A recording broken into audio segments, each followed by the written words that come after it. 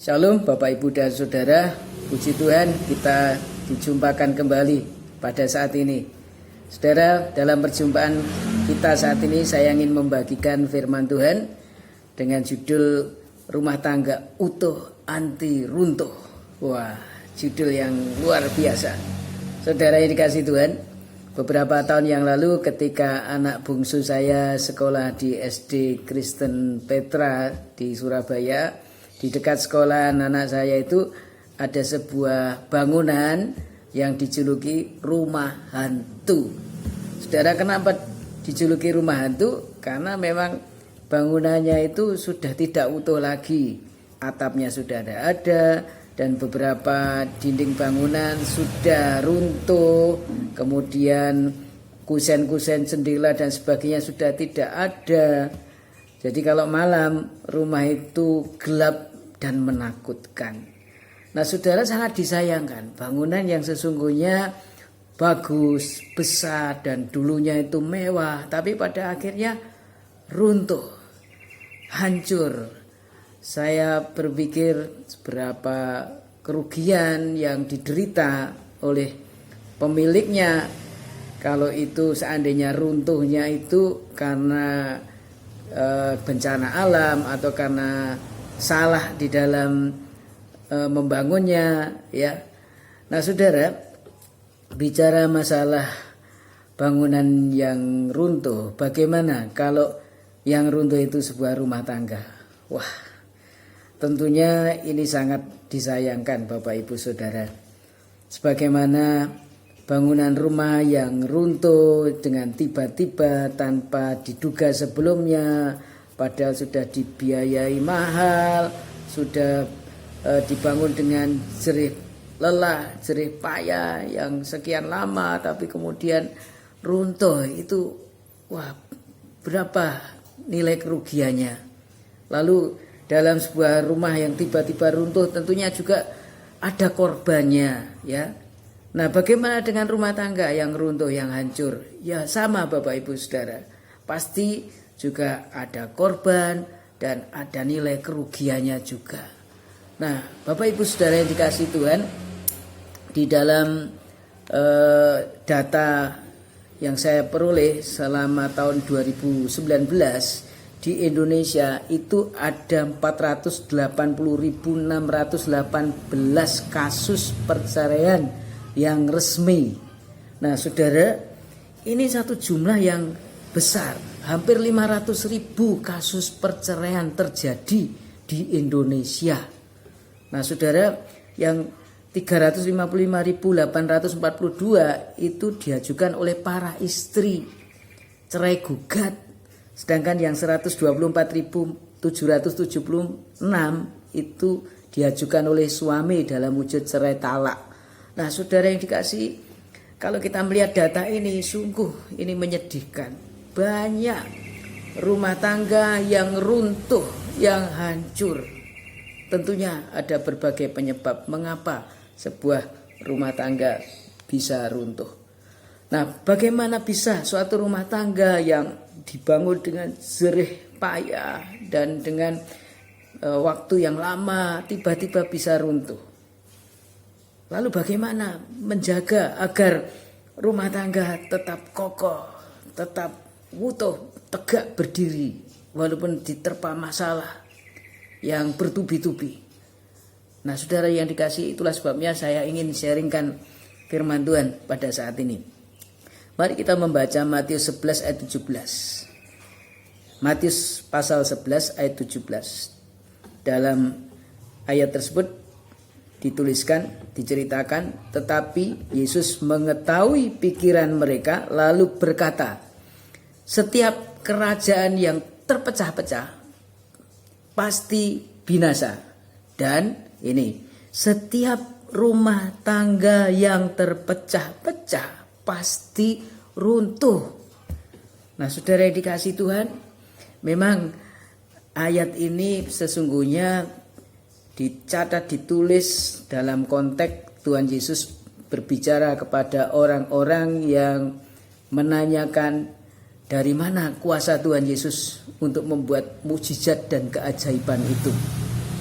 Ada sebagian orang yang beranggapan atau menuduh bahwa kuasa yang diperoleh Tuhan Yesus untuk melakukan mujizat itu berasal dari setan, ya, dari Baalzebul. Nah, lalu Tuhan Yesus menjelaskan melalui ayat ini.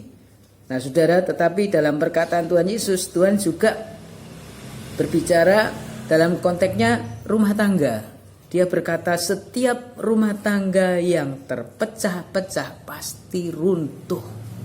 Nah, saudara, penyebab keruntuhan suatu rumah tangga adalah karena di dalam rumah tangga itu orang-orang yang ada di dalamnya, ya, tidak lagi bersatu, terpecah-pecah. Nah, saudara yang dikasihi Tuhan Yesus, kenapa itu bisa terjadi? Nah, saudara, banyak penyebab mengapa sampai terpecah-pecah. Nah, saudara, setiap manusia itu pasti punya keinginan, punya harapan, punya prinsip, yang mana satu sama lain itu tidak sama, ya, berbeda. Begitu juga dalam hubungannya dengan suami istri, karena kita tahu bahwa pilar utama rumah tangga kokoh berdiri itu pilarnya adalah suami dan istri. Nah, jadi kalau suami istri itu goyah, hubungannya tidak baik, tidak lagi bersatu, tidak lagi berelasi dengan baik, terhubung satu sama lain dengan baik, maka bisa jadi rumah tangga itu akan goyah dan yang terparah bisa runtuh, Bapak Ibu Saudara. Nah, karena itu perlu bagaimana menjaga hubungan suami istri, relasinya itu baik, ya. Mari kita perhatikan firman Tuhan. Di dalam 1 Korintus 1 ayat 10, 1 Korintus 1 ayat 10, saudara, surat Korintus ditulis oleh Rasul Paulus ditujukan kepada jemaat Kristen, jemaat gereja di kota Korintus pada waktu itu. Tentunya bukan tanpa alasan kenapa surat ini ditulis. Secara khusus 1 Korintus 1 ayat 10, saudara. Saudara, di dalam 1 Korintus 1 ayat 10 dikatakan, tetapi aku menasihatkan kamu saudara-saudara demi nama Tuhan kita Yesus Kristus supaya kamu seia sekata dan jangan ada perpecahan di antara kamu, tetapi sebaliknya supaya kamu erat bersatu dan sehati sepikir. Nah, saudara yang dikasihi Tuhan, tentunya Tuhan memberi ilham melalui Roh Kudus kepada Rasul Paulus untuk disampaikan kepada jemaat di Korintus karena Tuhan melihat ada bahaya perpecahan. Baik itu di dalam gereja itu sendiri, jemaatnya sulit untuk dipersatukan dan ada di dalam bahaya perpecahan, tapi juga bisa jadi keluarga-keluarga yang ada di dalam jemaat itu juga dirundung bahaya perpecahan. Nah, karena itu saudara, hari ini disampaikan kepada jemaat di Korintus. Apa pesan firman Tuhan? Saudara, dikatakan supaya kamu, hendaknya kamu seia sekata, supaya tidak terjadi perpecahan, erat bersatu, sehati sepikir, supaya tidak terjadi perpecahan. Nah, itu kuncinya Bapak Ibu Saudara. Ya, supaya tidak terjadi perpecahan, erat bersatu, sehati sepikir. Tapi ketika suami istri tidak lagi erat bersatu, tidak lagi sehati sepikir, tidak lagi seia sekata, maka dimungkinkan akan terjadi perpecahan. Nah, saudara, tentunya kita sebagai pasangan yang menikah, sebagai pilar bagi keluarga, kita harus memastikan bahwa relasi suami istri, relasi antara kita dengan pasangan kita itu baik, tetap sehati sepikir, tetap bersatu. Amin. Nah, saudara, bagaimana itu bisa terus terwujud kesatuan itu? Nah, di dalam Roma 15 ayat 1 sampai 3, saudara, dikatakan begini. Roma 15 ayat 1 sampai dengan ayat yang ketiga. Kita yang kuat wajib menanggung kelemahan orang yang tidak kuat, dan jangan kita mencari kesenangan diri kita sendiri, Setiap orang di antara kita harus mencari kesenangan sesama kita demi kebaikannya untuk membangunnya. Saudara, sampai di sini dulu. Saudaraku yang dikasih, Rasul Paulus juga berpesan kepada jemaat di Roma, gereja di Roma, saudara, yang namanya komunitas, yang namanya keluarga, prinsipnya hampir sama. Sewaktu-waktu bisa terjadi gesekan-gesekan dan kemudian keretakan hubungan, dan yang terparah adalah perpecahan, akhirnya hancur hubungan itu. Nah, saudara, apa yang dipesankan di sini? Janganlah kita mencari kesenangan diri kita sendiri. Kita harus mencari kesenangan sesama kita. Jadi saudara, di dalam konteks rumah tangga, dalam konteks keluarga, mari sebagai orang di dalam rumah tangga janganlah memaksakan selalu mengikuti kesenangan kita, kemauan kita, selera kita. Saudara, selera, keinginan, kehendak tiap orang itu tidak sama. Ya, tidak sama. Mungkin ada momen-momen tertentu di mana kesenangannya pas sama, selera makannya sama, selera warnanya sama. Atau dalam hal ya ingin membuat suatu kebijakan atau apa, mungkin sependapat, tapi ada kalanya tidak. Nah, saudara, kalau itu terjadi, maka kita harus pandai-pandai berhikmat bagaimana pemikiran itu bisa disatukan. Itu satu hal yang penting. Kadang-kadang diperlukan pengorbanan. Tidak sepenuhnya apa yang kita inginkan dituruti, tidak sepenuhnya apa yang kita harapkan diakomodasi, ya. Nah, saya percaya Bapak Ibu Saudara, kalau kita dewasa secara rohani, kita akan bisa, bahkan kita berkorban untuk mencari kesenangan sesama kita, ya. Kita berkorban menyenangkan ya pasangan kita atau anggota keluarga kita yang lain demi kebaikannya, untuk membangunnya. Jadi harus pastikan bahwa kesenangan yang mau kita lakukan untuk pasangan kita, untuk orang lain di keluarga kita itu yang baik, ya, untuk kebaikan dan untuk membangun, ya. Nah, itu satu hal. Jadi kita harus dewasa secara rohani.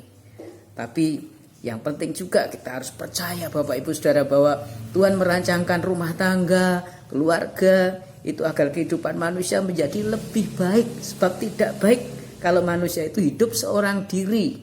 Karena itu Tuhan memberikan pasangan supaya menikah dan membangun rumah tangga supaya hidupnya lebih baik. Karena itu Bapak Ibu Saudara, mari kita bangun rumah tangga kita, keluarga kita seturut dengan firman Tuhan. Karena perancang pernikahan, perancang rumah tangga itu adalah Tuhan. Jadi kita harus membangunnya sesuai dengan petunjuk firman Tuhan. Nah, saya berdoa, berharap Bapak Ibu Saudara yang menyaksikan siaran ini diberkati Tuhan. Keluarganya diberkati Tuhan. Menjadi keluarga yang kokoh, tangguh, ya, tetap bersatu, ya. Dan tidak ada yang sanggup menggoyahkan. Walaupun badai, topan, masalah ya timbul, ya datang silih berganti, tapi tetap kokoh. Karena Tuhan sebagai pemimpin di dalam rumah tangga kita. Mari kita berdoa. Bapa di surga, terima kasih untuk firman-Mu saat ini. Tuhan berkati setiap keluarga-keluarga Kristen, setiap keluarga-keluarga anak-Mu, setiap pasangan. Biarlah mereka menjadi pasangan yang kokoh, teguh, menjadi keluarga-keluarga yang tangguh di akhir zaman. Terima kasih Tuhan, ampuni kesalahan kami, ketidakdewasaan kami. Biarlah Tuhan bimbing kami menjadi orang-orang yang taat akan firman-Mu. Di dalam nama Tuhan Yesus kami berdoa. Amin. Demikianlah Bapak Ibu Saudara, perjumpaan kita.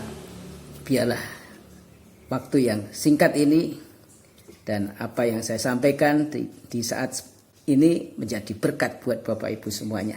Sampai berjumpa pada kesempatan berikutnya. Tuhan Yesus memberkati.